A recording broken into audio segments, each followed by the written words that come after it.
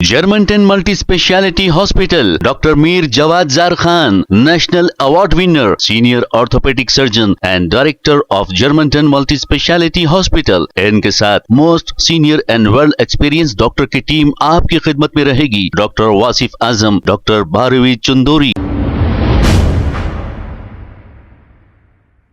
अस्सलाम वालेकुम नाजरीन, 7H न्यूज सच को रखे आपके आगे। नाजरीन, शहर में कल जो बारिश हुई है उसी का ये मंजर है और ये मंजर सिकंदराबाद का बताया जा रहा है। ऐसा हो रहा है कि शहर के कुछ इलाकों में बारिश बहुत तेजी से हो रही है तो बारिश कहीं नहीं हो रही है। सारे शहर का ड्रेनेज सिस्टम ऐसा ही है। आबादी बढ़ते गई, कोई भी ड्रेनेज सिस्टम में कोई भी तब्दीली नहीं आई है, जिसकी वजह से पानी ऐसा ओवरफुल हो जा रहा है और आवाम को लाखों रुपए के नुकसान हो रहे हैं। आइए देखते हैं इसी की रिपोर्ट।